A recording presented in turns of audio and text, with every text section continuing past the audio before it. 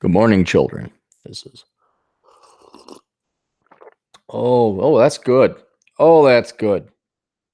Oh, that's wonderful. Oh, that's the day is already. The day is already. I actually remember this is not why we're doing the live stream now. Don't worry, we'll get to it. We'll get to it. But the pre-show, the appetizer. I went and visited DT in South Dakota, helped him move. And coffee, especially as you get older, is very, very, very important. And coffee has a direct relation with death because you do indeed realize life is too damn short for bad coffee. And me being brought up as a Wisconsin Synod Lutheran pastor's child, not that I drank coffee as a child, we had basement swill coffee. The North Koreans have better coffee than Lutherans because the Lutherans, after you worship the guy in the sky, and you're yelled at, you then you can have fellowship. See, the pastor would yell at you and tell you what a piece of shit douchebag you are. Then you go downstairs, and then you'd have friendship. See, fellowship, and without fail, there was always the worst church basement coffee. And a lot of you, I know the Pentecostals and the Methodists and other Protestants, even the Catholics, might say, "Well, we got pretty bad coffee." No, nothing is as bad or watered down as Wisconsin Synod Lutheran church basement coffee. You just can't get it. And the ham sandwiches that come with it. But this is good. So I go to DT's place. He's up in the mountains. Everybody's happy. Everyone's on a dopamine rush. We're having a grand old time. And wake up in the morning. I want to have a nice cup of coffee. A nice cup of coffee to sit on his patio and look at that beautiful view he's got. And what does that son of a bitch break out? He breaks out the Folgers. He breaks out big ass tub. Hasn't changed in 50 years. The big ass red tub of Folgers. And he takes the sawdust out that they call coffee. I think they color the sawdust. He puts it in. I'm like, really? Really? And it's the same thing with any kind of coffee. Well, if this is the only thing in town, this is the only thing in town. Venezuelans are happy to have coffee. By the way, you see they're forcing them to work in the fields now. You know what? They just didn't do it right this time. Now that you have a slave class, there you got a slave class. One of these days, because people are stupid, I'll do a hand-holding explanation as to how voting in for idealistic happy fifis and bullshit leads to slavery. It literally does. And I can understand it's very complicated to the average minded person. Like I don't know. How does turning the key to a car, there's got to be at least 100 processes that happen lightning fast, albeit that result in the car engine turning over. But you don't know how you just know it does because the time it takes is instantaneous. Although there's 100 things, events, transactions going on. Communism take from a full-fledged democratic capitalist society, a free society, to where you are prostituting your daughters out in Colombia so they could send the Colombian pesos back because those have purchasing power, or you're eating your pets. Or now you have a slave class where you are now being forced to work in the fields. That takes a little bit longer, and people don't immediately make that connection because, again, people are stupid. And while golfing yesterday, I think I've come up with the epiphany that about 85% of the people should just really fucking kill themselves. It's a little dark, I'll admit that. But I will write an article one of these days as to why that is the case. But that's not what we're here today. But anyway, so I was just slamming on DT and his coffee. This is good coffee. Oh, God. I got to slam this quick. Otherwise, you set it down, it gets too cold. Oh, who's in the chat? Is anyone in the chat? Oh, let's see who's in the chat. I don't feel like going into this now. Oh, 37 of you guys. That's awesome. You know how awesome I'm eternally thankful and grateful that I got my following and you guys. Like at any point in time, 42 of you guys, hey, what's going on? Hey, the Capmeister's on. What's up? This is cool. Maybe on our last one, we'll just go through the peanut gallery here. Juan Cabrera, morning, virgins. Shout out from San Francisco. Juan, I'll be getting to your asshole consulting request probably later today. 8 caps is still worth getting a CPA. Yes. Nailed it about Sunday morning church services from Jen Virtue. Yeah. Yeah. I had mandatory. See, when I went to, when I didn't have a choice to be in, when I was in the church, like at gunpoint, what? Not really gunpoint, either do this or starve. All right. Yeah. Oh, Jesus Christ, the guy who died up on the cross with pain. Da, da, da, da, da, da, da. Wisconsin Synod assholes are fucks. That'd be a problem, like when you get the terminal cancer, who do you kill? Go right dark. Do we take out Antifa? Do we take out the teachers? Do I go after the Wisconsin Synod? What was the quote? A man could kill all day and his job is still nowhere near to be done. Chad's probably not going to be on. He's still sleeping. Pretty boy Floyd down there in Chicago. Persian King 1374 tuning in from Melbourne, because remember the British don't use their R's. It's Melbourne at midnight. Yeah, that's great, man. That's that's an expensive town. Pigot's from that area. Oh, that's good. I know several people who live out in Melbourne. Giving women power, i.e. female rights, they will pull us into socialism. Yeah, I agree. There's no doubt about it. You look at women's voting patterns, they just want more government. You want to talk about a group of people that, what was it? Willing to trade your freedom in for security. You deserve neither. That is women in general. There are, of course, libertarian and conservative and libertarian type of people, women's, but for the most part, at least 70% of them will vote for government paycheck, big daddy government. Elkins is awake. Atham is awake for $2. What the fuck? Why up so early? I won't lie. I'll be honest with you. And this is one of the reasons why I like Roosh as a writer. Everyone should read Dead Bat in Paraguay. I had to take a shit this morning. And once that happens, no matter what, once you take a shit, it's like, okay, you're not going back to bed. That's such a movement that you, so that your girlfriend's alarm went off. And I think I said, and then she hits the pause and it goes off again. I'm like, okay, you either get up the first time or you set the alarm for the real time you're going to get up. Don't wake me up unnecessarily. All right. I played my cards right. You're still a slave. Go be not a dead slave. Go be a wage slave until you're free. Work off your thing and your stuff, but don't hit the alarm 5 times and ruin me. Okay. I need my beauty sleep. And, but for whatever, that's not the reason. I used to wake up for that reason. Now it's, yeah, for some reason I had to take a crap and then you might as well be up. Might as well get the day on. Vicious MGTOW, enjoy the crash. The truth is vicious. I know. It's so wonderful. Let's jump into it. I mean, this will probably be the very, very, very last Super Chads without Chad. We might get Elkids in here. But you want to talk about the show. I tell you guys, this is the show. Where did the show go, though? Here it is from Fox News. Cristina Hernandez.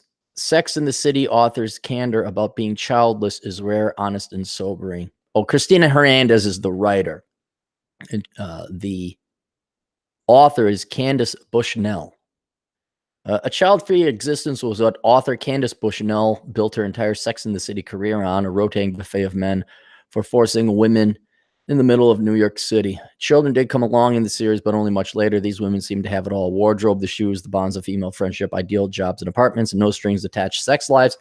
Children would only hold them back from their lives in the fullest as New York City dictated. But what happens when women get older, become established in their careers, or forego children? Miss Bushnell, now in her 6th decade and without children, describes the feeling as being truly alone. Whatever her reasons were for the absence of children in her life, I'm sorry it's so painful for her to realize now and contend with these kind of emotions. And by the way, boys, quiz time, boys. It's sad that boys know more about female biology than women do themselves. What is Miss Bushnell incapable of doing now that she's in her 6th decade of life? I'll give you guys some time. Maybe I'll go get some more coffee. You guys in the chat room, tell me what Miss Bushnell is incapable of doing at the age of 60 that apparently all the other American women and West women are unaware of. Let's figure that out. Get some more coffee. Getting coffee. Booty, booty, booty, boom.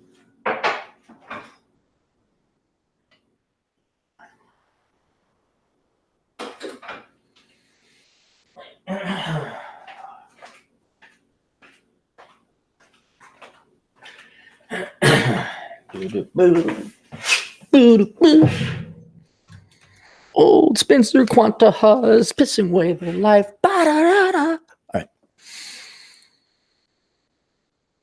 Let's see if you guys procreation have babies. Yes, she can't conceive children. And love. I'd also go, who said love? RP Music, love. I'd hate to see that. Think about that. If you're a woman in her 60s, and we're going to find out, of course, Miss Bushnell is divorced, of course. I think that's a little loud. If you're in your 60s, you're not going to find love again later. It's so statistically rare. Some might even argue women are incapable of love. Some compelling evidence, or compelling. There's a compilation of evidence, not compelling yet, but it's a compilation of evidence where it's like, But yeah, once you lose your beauty, guys aren't going to be like, oh, need the spark, the spark. I saw the same Sex in the City attitude while living the majority of my 20s in Washington, D.C., experiencing the undercurrent of a society pushing women to get ahead in their careers and place marriage and family on the back burner. I always wanted children and thankfully have 2 on my own, but the freedom that comes without children is understandable in today's modern world of student debt, no paid paternal leave, a seemingly endless desirable pool of mates, and careers that demand flexibility and focus. I can see where postponing becoming a parent looks pretty good. This seems to be a popular sentiment. The fertility rate in the nation is plummeting, and women are choosing in record numbers not to have children. I like how she says that it is women who are choosing, not men, although the men, we wrap it up, we kind of choose in other ways, but it is still women who are not choosing because, well, foolish old Cappy, they're the ones not getting ready to get married either. So, but I foolishly and erroneously assumed that you would get married before having children. But the larger point is they're postponing the family, including the husband, for the career. A Pew Research study finds that today 1 in 5 women are childless, double the number that in the 1970s. Despite more women of childbearing age in the United States, demographers are stumped as to they're stumped. They're stumped. This is like the question: why are men committing suicide more? Why is suicide going up? And they got it. These fucking psychological, sociological type of fucking frauds. These quote professionals. We have to do a study. We have to survey. We have to. Women are getting fat. You've replaced the government, men with the government. You no longer have men as the head of the household. You have no fathers. Have you looked at the millennials and Gen Zers? Everybody's fucking ugly and fat, and you wonder why. And you completely propagandize and promote women to say fuck men, fuck marriage, and fuck children to the point that they can't have kids. Is this demographers are confused. Oh my goodness. Demographers are confused why black men are chasing white girls. Have you gone to the grocery store? Have you looked? Won't lie, because it's true. Went to the gas station the other day, and then the 2 ladies who happen to be black, certainly obese and overweight. Oh, why are black men committing? Why are black men going after other races? Why aren't they going after their African queens? I have no idea. No fucking clue. Maybe you need more weaves. Maybe you put more nails. Meanwhile, your ass is 2 fucking basketballs put together. Oh, we need a study. We need demographers to figure this out. Oh, what could possibly be the reason? Well, would make a great, follow me in on this. One of my favorite shows until I guarantee you, this isn't to pick on the women. I almost guarantee you, though, because it became such a Messenger moment. The last 3 episodes of the Sherlock Holmes series with Benedict Cumberbatch.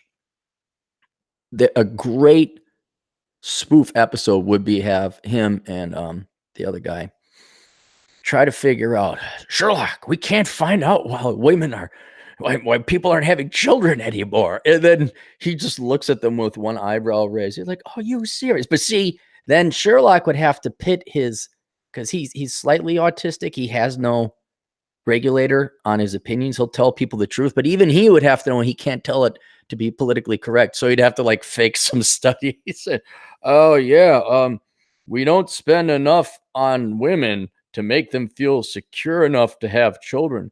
If we had, what is it, cradle to grave daycare, then if we just took care of the kids in government facilities, then women would be more. If we paid for their in vitro, that's what it is. Women are just really afraid." Some point to the growing number of women who are completing higher education, are the breadwinners of the household, and are postponing marriage or not getting married at all. Yeah. A Morning Consult poll of 2018 asked childless Americans why they did not want children. More leisure time. Yep. A good partner to reproduce with. Yep. And financial security were the top reasons these people were choosing a child-free life. Well, I wonder if women didn't major in the world's dumbest shit and went $200,000 into debt for it. Maybe they feel a little bit more. Just the old Capmeister asking questions. That's all. Because I hate women. Remember, I hate women. That's why I want women to go major in STEM, close the wage gap, make money, and not have student loan. That's why I'm bringing these harsh truths up. It's so funny seeing the baby boomers and the mainstream media, albeit this is Fox. Oh my goodness, why? I don't understand. We're the smartest people ever. We have the answers. We have our thick-rimmed glasses like Anderson Cooper and Man Chick on MSNBC, Rachel Maddow. Why can't we fit? Why? It's a mystery. Get Scooby-Doo in the gang. But what about the emotional response to a child-free existence that author Candace Bushnell is dealing with right now? She says that now I do see that people with children have an anchor in a way that people who have no kids don't. Yes, parents are forever anchored to their children. Serious responsibilities come from raising children, and parents sacrifice their own wants and needs on a daily basis to put their children first. Sex and the City devotees are now in their late 30s and 40s. Do their lives mirror the characters Bushnell created? Oh, guys, let's talk about this show. The greatest show on earth. And it truly is this. You're not going to get what you want. Both you boys and girls, you're not going to get what you want because nobody's putting in the effort. No one is willing to be altruistic or sacrificing what they want. And so now we have to replace it with a substitute good that is just not, this simply against our programming, right? And I saw this. Now, you boys there, you're a little bit younger. Maybe some of you weren't even alive when Sex and the City came out, but I remember when Sex and the City was out and they'd have Sex and the City viewing parties. The Gen X girls would have Sex and the City viewing parties. And if it already wasn't an uphill battle enough to date that generation, although nothing compared to the millennials, I'm finding out. This made it worse. There were, I don't know, there's no numbers, but I'd say at least thousands of women. They moved to New York City because of this show. And they thought that they were all going to be marketing directors and a nonprofit assistant reserve vice president, assistant reserve marketing director, assistant reserve break glass in case of emergency vice presidents. And they were going to have espressos and martinis and flirtinis. We're going to have tiramisu and biscotti. And we're just going to talk. We're going to chase Mr. Big. And these girls would eat it up. They did. It was like the Harlequin romance novel, like the Harlequin romance novels you see in the grocery store or the Inquirer, the rags. They're there. People buy them. You just don't see it when it happens. If you're like me, you're shopping late at night. There ain't no women. That stuff flies off the shelves. And you could see women eating this slop up because it spoke directly to the nerve, their ego nerve, their hungry nerve, their starvation nerve. This fed right. It was mainlined heroin into their system. And they just, and they would be on pins and needles. I remember I went to one. Hang on. I remember I was invited to one. I'll tell you where these girls are now. Two gals, they're friends. No longer, imagine that. And they were watching it, and they're like, "Oh, Aaron, you have to watch this." And they're like, they were on the edge, literally on the edge of the cushions. Like, look at it. And these gals weren't teeny boppers, you know, they're late 20 somethings. Neither of them married, and it's not what they were then. I mean, they were professional career, and we don't have time for this. One was a single mother, of course, because of course we have to be a single mother. And that was 20 odd years ago. Well, now the one is a rabid anti-male feminist.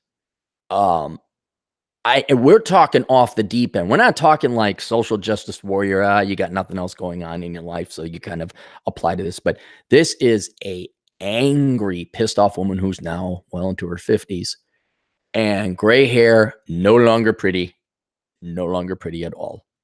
Filed for bankruptcy, was on welfare. I don't want to go into more details, but tried every possible thing to avoid work because she was just lazy.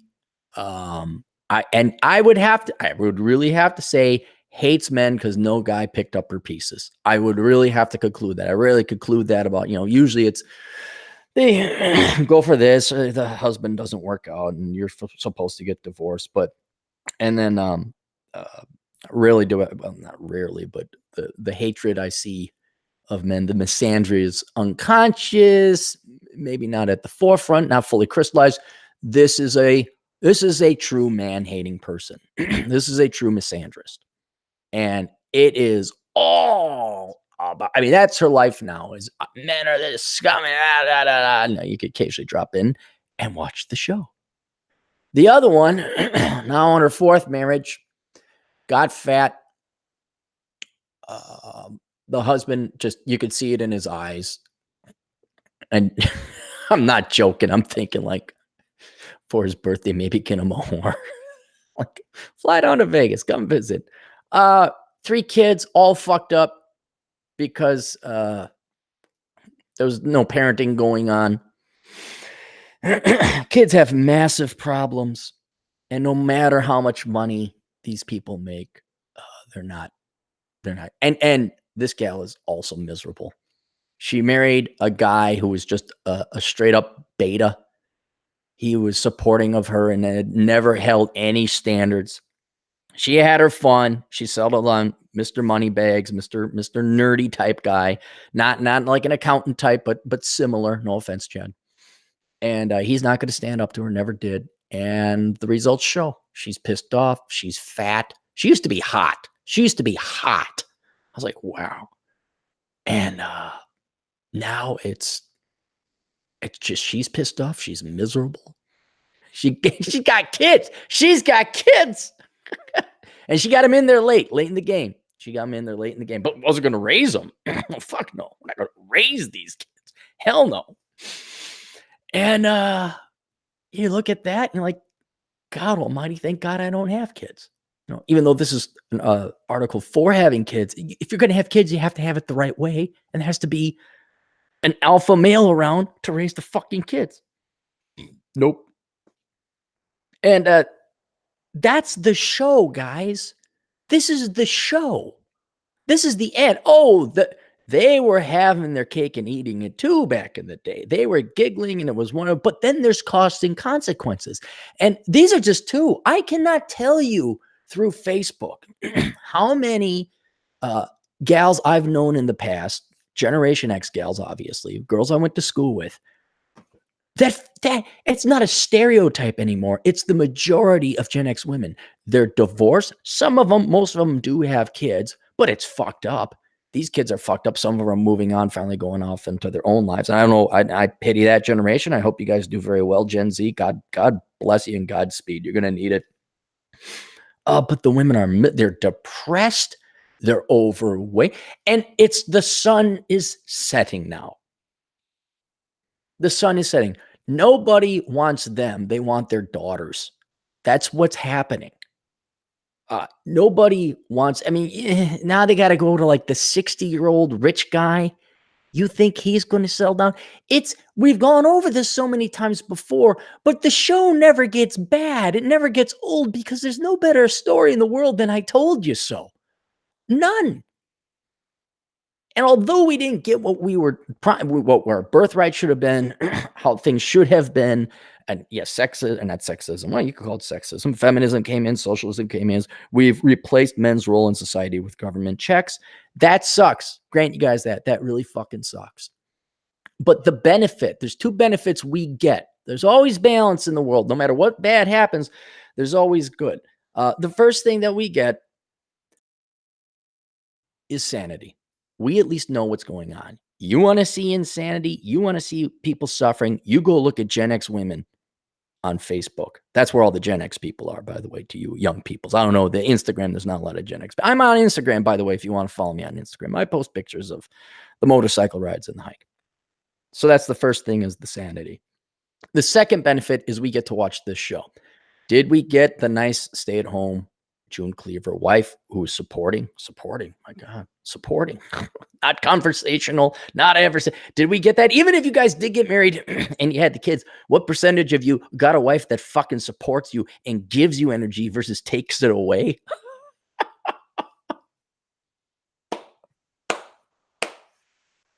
Everyone, half the marriages succeed. It's like, no. Like I know half the marriages end in divorce, but half of them succeed, Which first, when you say about it, well, that's worse than playing Russian roulette. That's like playing, you got a Dillinger two pistol, like one's got a bullet and you pull the trigger. All right. So the stats are already pretty bad there, but let's be really optimistic. Say, yeah, but what percentage of those are happy? My God, I literally only know 3 couples that were actually, hang on. What was the third? Maybe I don't even know 3. It's that rare because there's 2 that stand out. There has to be a third one. There is 3. Yep. Now I know the third one. That's 3 out of thousands. Thousands. And so you get to watch the spinsters, the divorcees, the miserably married people who are stuck in the purgatory hell of a sexless marriage, of a boring marriage, or just to see these guys, to see these husbands just beaten down. And then the wives, they're not happy. See, when the women get a slave husband and they're beating them down and they're nagging and they're nitpicking, the wife isn't happy either. Don't think she's happy. The guy could do everything she says. She's not happy. It's that 3 in 1,000 where the husband is respected and the wife loves him and cherishes him and cannot wait to to make him happy or support him somehow. And a lot of guys, they're just asking for a moment of peace, just to get off my ass, Ethel. get off my ass, Amy. Just let me fucking. I know guys who go to work to avoid their wives. Well, but you see, that's a successful marriage because they didn't get to work. And you guys got a front row seat to this. You got a front row seat. For all of you who didn't fuck up, you didn't get married, you didn't have kids you couldn't afford, you majored in the right thing. Okay, I grant it, boys. You didn't get that nice, not super hot, but just the nice, wonderful, loving wife. Which it's so funny. Like if you grew up when I grew up, you could still see it like in the olden TV shows. Like, oh, this is how it kind of works. That's just now truly a fictional character. Did it ever really exist? Was that TV?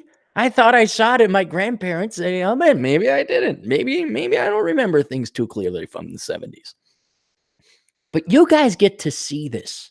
And not only that, you guarantee you, it may not happen today because a lot of you are younger, but all the bullshit you had. I had a client just yesterday. You guys can watch the video ladies, you can say no to a date.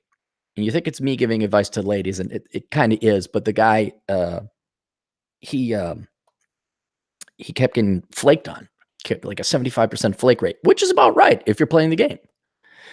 And he was pissed off. And he wanted to know how to flake, get girls to flake less. And I said, well, it's not going to happen.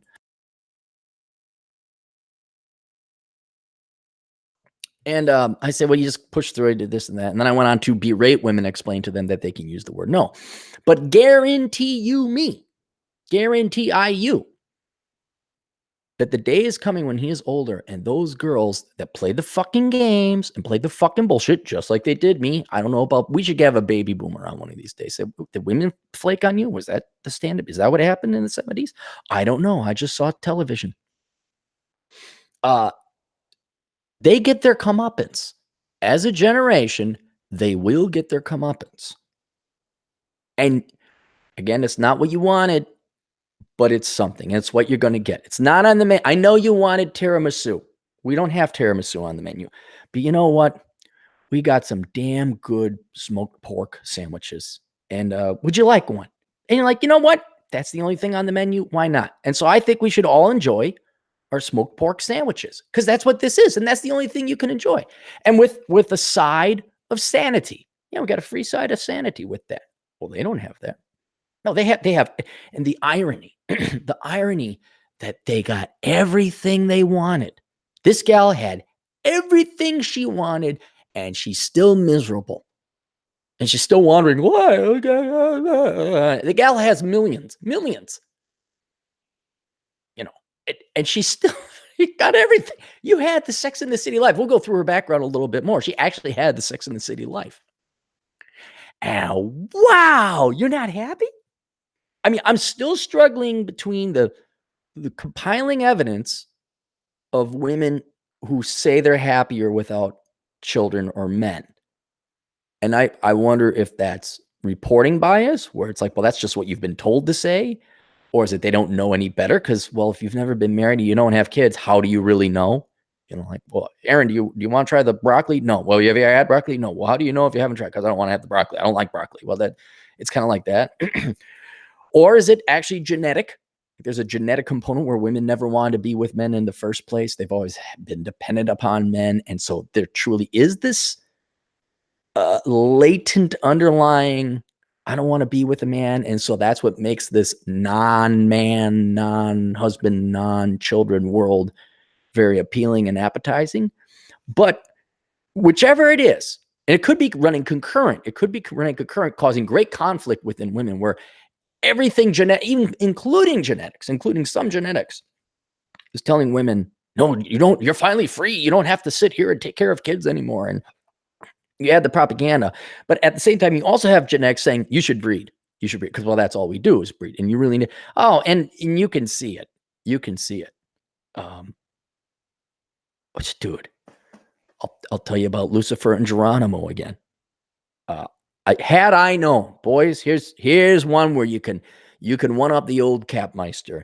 If you get any nephews or nieces, any little children in your life, friend of yours has an illegitimate child at 17, that's ideal for you. Sucks for him, ideal for you. You volunteer, not when they're shit in their pants and they're 1 or 2 years old.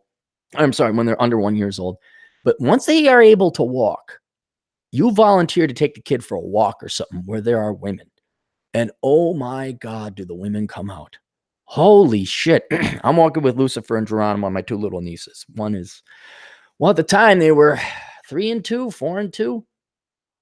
I could have been a psychopathic murderer with mutant face, and women would still have given me their number. They want to know, oh my God. I'm like, oh yeah, this is, and then I tell the girls, well, that's Lucifer and Geronimo. You could what? That's their, I mean, well, no, it's this name and that name.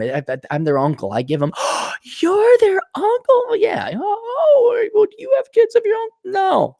Are you married? And they're like, technically, no. Like, damn it, what the fuck? I haven't figured this out before.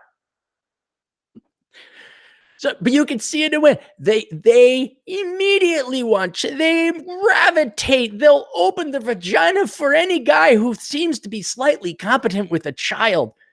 It's like, well, I've had them for like 2 minutes and they haven't drowned yet. So I guess I'm really good with children. Oh my God.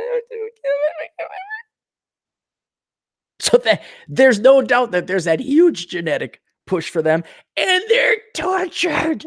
They're tortured, which I would feel bad about. I feel, well, geez, you were lied to today.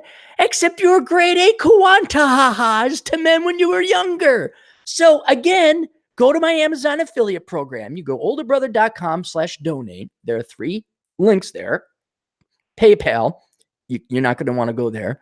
Patreon, you're not going to go there. But then there's the 3rd link, my Amazon affiliate link. You can go there and type in bag of dicks, and you can order a bag of dicks. They will deliver it to you, and you can eat them.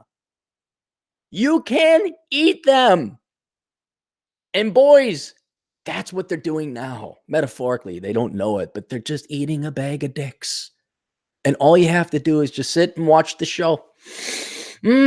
Oh, yeah. And then they still talk. They still with, I need my masters, and I know it, and I'm gonna vote for Ocasio-Cortez, and we just need more government money. Okay, all right, yeah, okay. I mean, I am so accepting of the enjoying of the decline and the collapse of the United States with this fundamental replacement of men with the government. And women going, yes, go do your thing. Go work your fake make work government jobs. You know, the 3rd of you that actually are in STEM, God bless you. The 3rd of you that are dentists, and I know a oil rig worker who's female. But bless you, women. God bless you. And you go. The remaining 70% of you with your make work government jobs, and you know how to rule society, and your diversity and inclusion departments, and your social justice warrior corporate advertising. Go. Just go. Go. Become the next Sheryl Sandberg. Please do. Go. Right. I'm going to sit here and watch the show. I'm going to enjoy watching you commute. I'm going to enjoy watching, what is it, a quarter? It's probably more the younger you get of you gals going on your antidepressants and your meds. I'm going to enjoy the who can drink the most wine out of a box. The cat eye. I mean, it's so sad that the stereotype has come true. It's not a stereotype anymore. It's real. It's real. And using Gen X as the canary in the coal mine, guys, you can look at it and say, yeah, you too are going to enjoy your show. This Candace gal, she's a baby boomer. I see it. I love watching baby boomers when they get divorced and their kids won't visit them or talk to them anymore. I love when I was doing the research for was it Poor Richard's Retirement? By the way, all of you should get that book, Poor Richard's Retirement. You don't want to end up like the baby boomers with no money for retirement. Just to see the misery and pain statistically that baby boomers were going through because they didn't save up for retirement, and they were all partying back in the 60s and 70s and doing pot. And when I did my classes online, and standard old Gertrude's more of a real old. What's a baby boomer woman's name? What's a baby boomer? Baby boomer women I've known. Karen. Karen's a very baby boomer name. Karen. And there be Karen. It's 50. I'm 58. It's time to get serious about retirement. Enjoy don't get angry. Enjoy the show. Enjoy the show. Watch. There was an article I did the other time. A gal who was 58, she just finished her master's in public health administration, but she has $180,000 in debt that had been accruing since 1993. And she didn't. How do you get a master's degree in college and not know how compound interest works? Well, she did it. And you could get angry that she's demanding a bailout. You could get angry that the CNN or whatever basic bitch leftist mainstream media outlet did the sob story about her that, basically she wants to be bailed out and she's a parasite. And they put a spin. You get pissed off at it, or you could just say, wait a minute, what's it like being her? She was overweight. She's old. She's not gonna find love no more. No guy's gonna go after her. She's crippled financially. Even if she does get bailed out, all this torture and pain is going to go through it. She's not going to she's going to have to work till she's dead. Oh, front line, dead center. the biggest bucket of popcorn you ever had with the super slurpy size soda. And you get a front line seat to the show, guys. Front line seat. And we're not done with this show. Oh, no, not done. Did they pursue careers and friendships and dreams sans kids? The show certainly made that lifestyle look appealing. What it didn't show is the regret of foregoing children. I don't think it's far-fetched to understand where Bushnell is coming from. Some days, as a parent, I yearn for those child-free years of travel and sleeping in and saying yes to getting together with friends without the complicated logistics of taking care of children. Bushnell fought back against societal norms that expect women to at some point have children and raise a family, and she's not alone. Actress Kim Cattrall, who played Samantha in Sex and the City, revealed that her work schedule made it nearly impossible to have children, and she never did. I don't understand. Wait. What's her name? Black Widow in the Avengers. She had a kid, and they still made it with filming shots that she could do it. Sex and the City devotees are now in their late 30s and 40s. This is when the meteorite is like an inch above the ground of Earth and is about to blow up. Women in the 30s, 40s who are Sex and the City devoted, we're this close to impact. This meteorite has been traveling for 2 decades, and it finally entered Earth's atmosphere at 15 miles a second, and we're this close.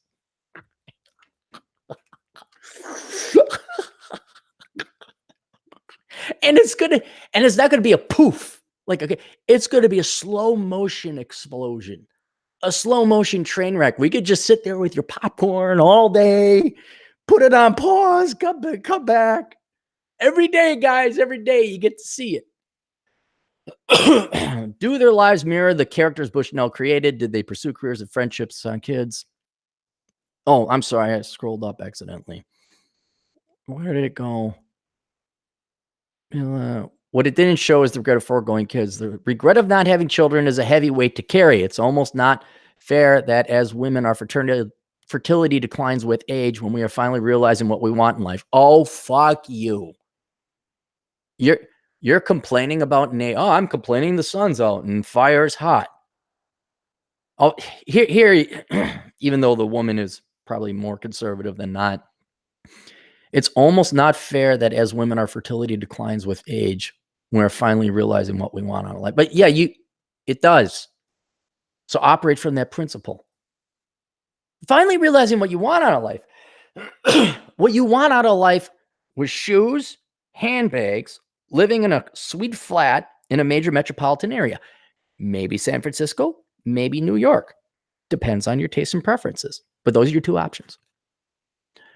I'm sad for those women who realized too late they wanted kids of their own, and I hope they are not judged harshly for pursuing a life they initially desired but have come to regret. No. You would not be judged too harshly, except for the attitude and lip.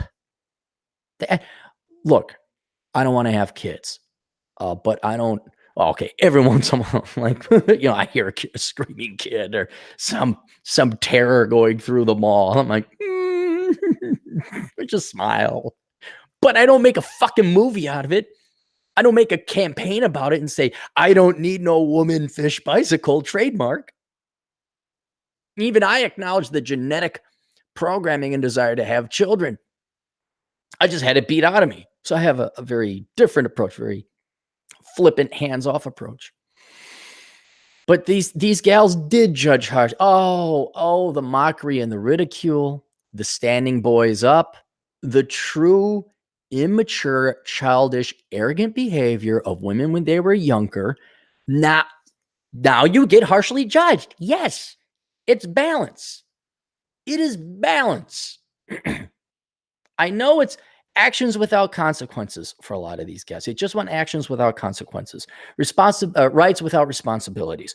No, that's not how nature works. You talk to the hand. Talk to the hand. And now guys are no, you go, girl. 62 is the new 41. You guys, you can get them. You're a cougar.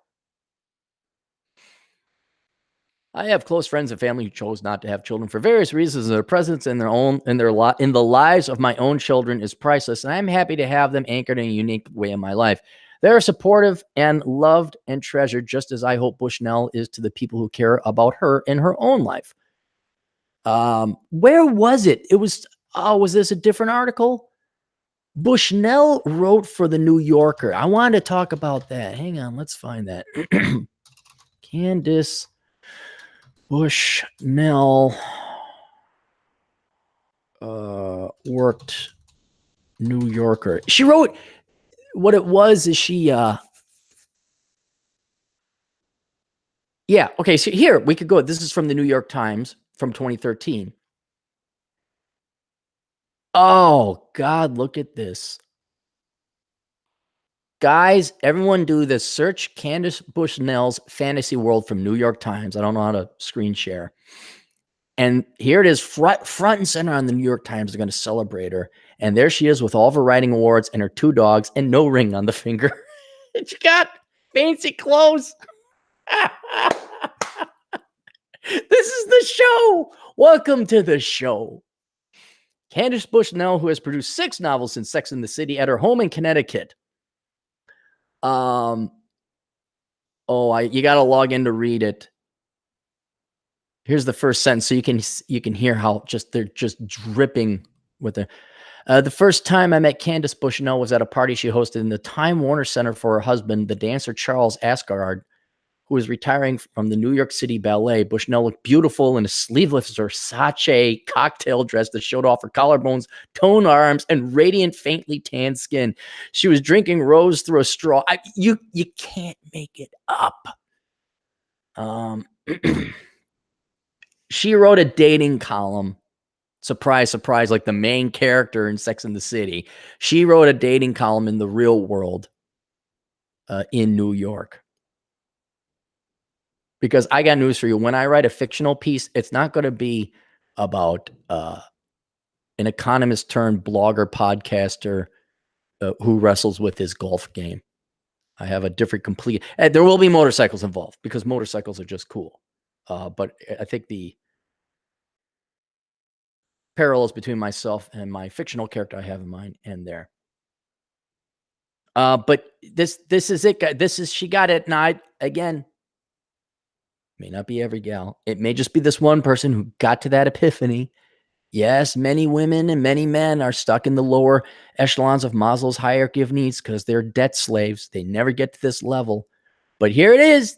She made it to the land of Canaan. She made it to the promised land. And those bunches of grapes weren't all that great because now she's divorced. Now she has no kids. Where was it? Bear with me. Was it the Daily Mail?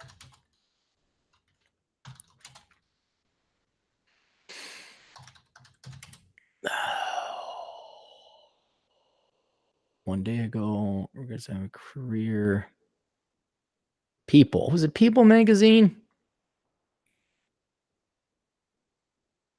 Don't do a video. Don't do a video. I don't want the video. No. No.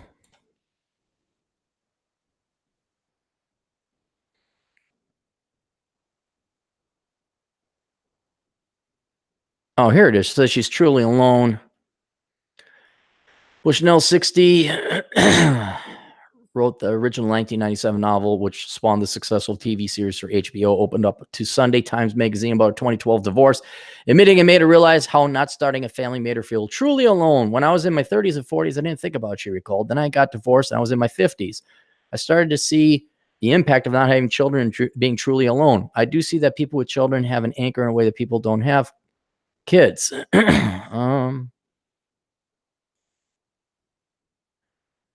Elsewhere in the interview, she claims that the split caused her to go without sex for 5 years. It's not that long to go when you get to my age. I know women who have gone longer. Yeah, see, there's another reason guys are gonna. Why can't I find a man? Yeah, you gonna have sex? No. I don't know what.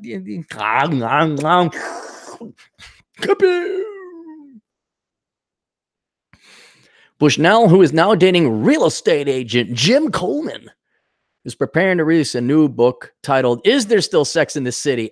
Can you stop focusing on yourself? Oh my God. All these artists, it's all about you. No. Don't you get sick of you? I'm pretty sick of me. That's why I try and find new hobbies, do different things, talk to other people. I'm not going to write, I will never write my own autobiography. Never. I can't say never, because if all of a sudden there was like a GoFundMe account with like $10 million, then I'd go, I was born and I played some video games. And I went to college and it sucked and it was cold. Bankers suck. And then I became an awesome blogger. At the end, gave me my $10 million.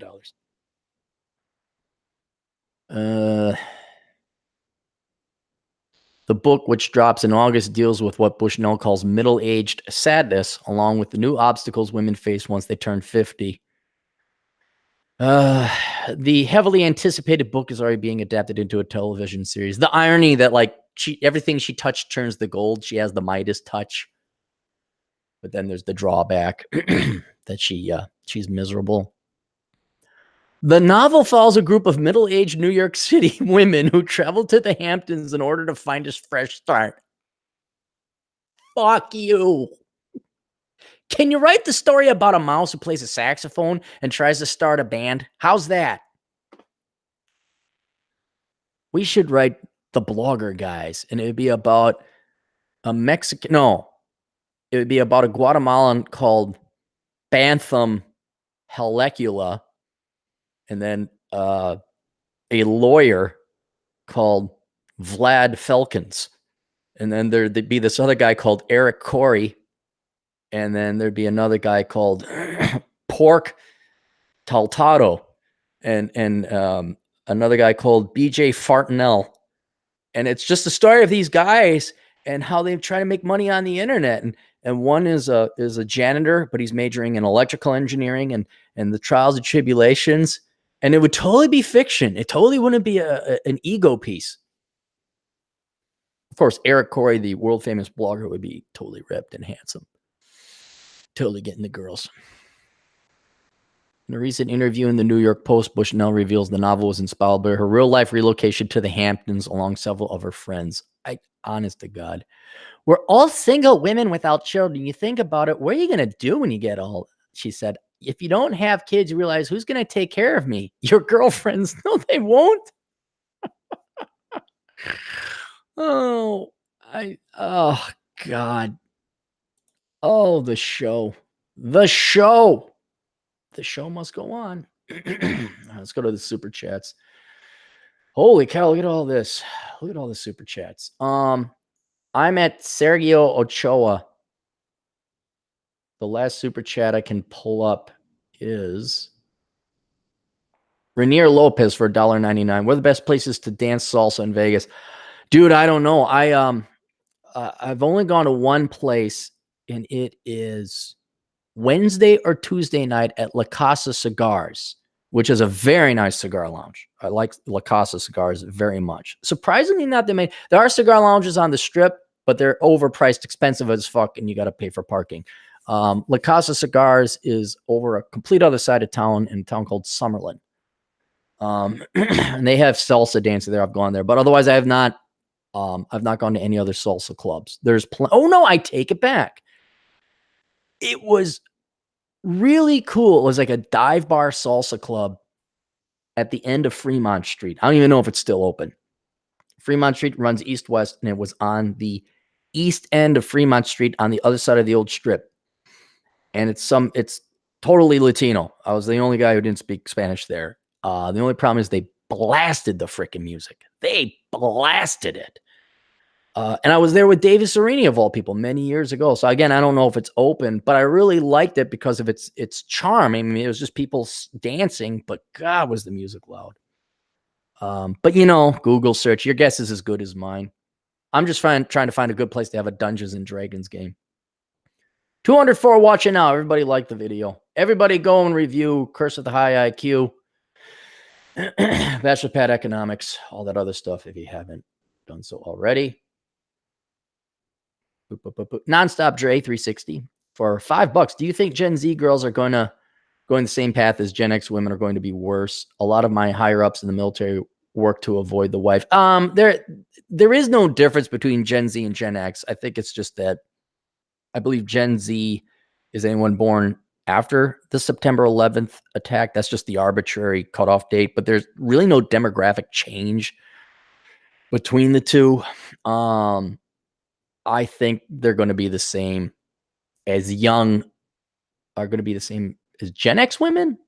Do you think Gen Z girls are going to, as Gen X women, are going to be worse? I think they're going to be worse. There was a remnant of Gen X gals that were traditional.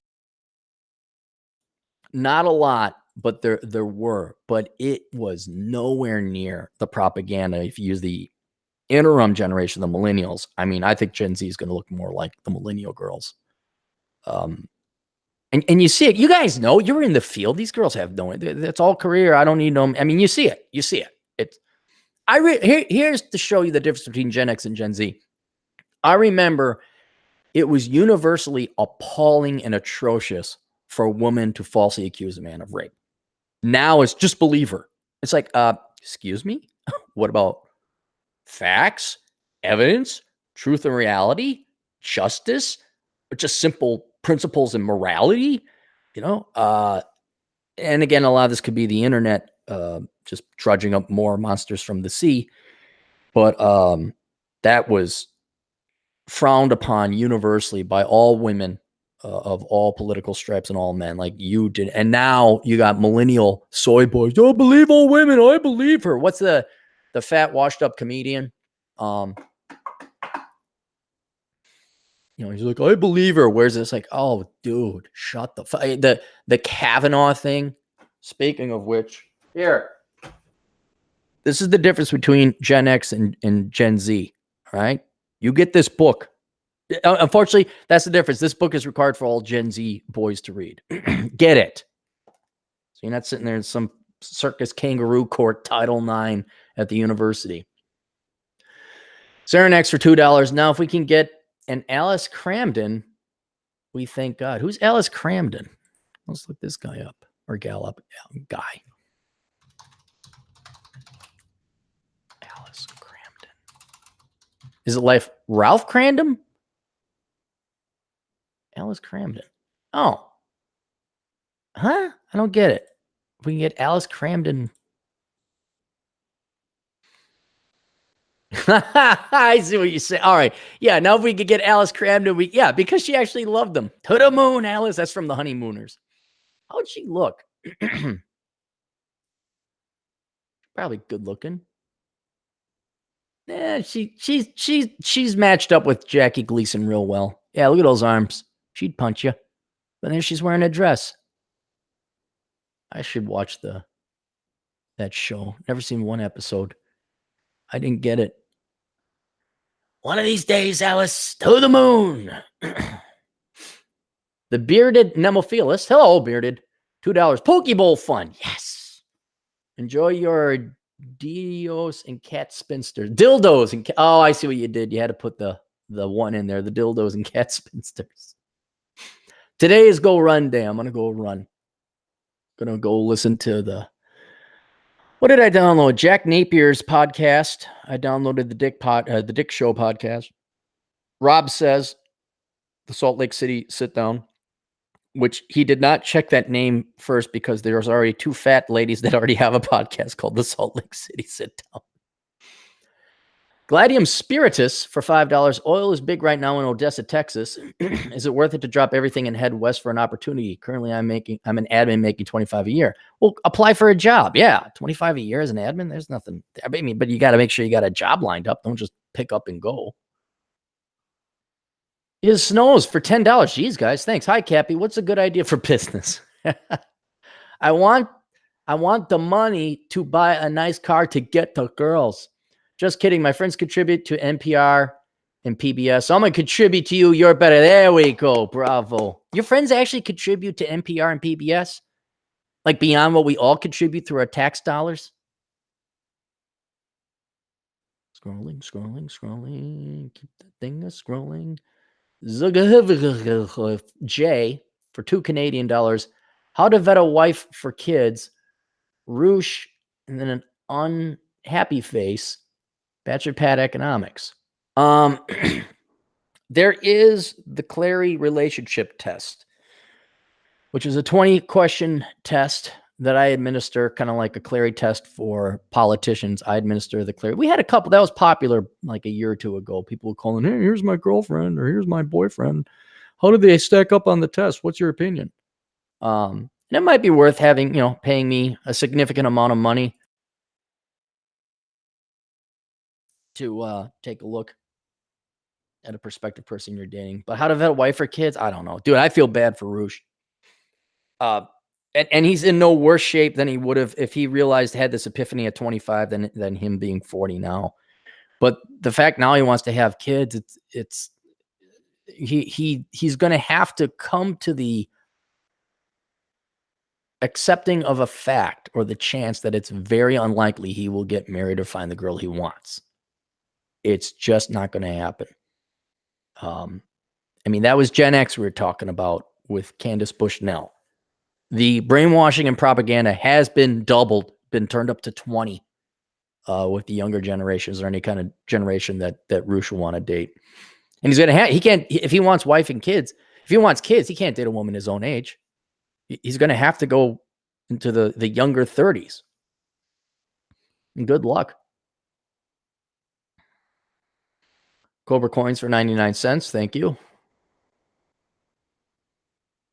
That was it. All right, that's all for the super chats. All right, guys. Thank you for that. I guess this will technically be the last Hangout Super Chats podcast.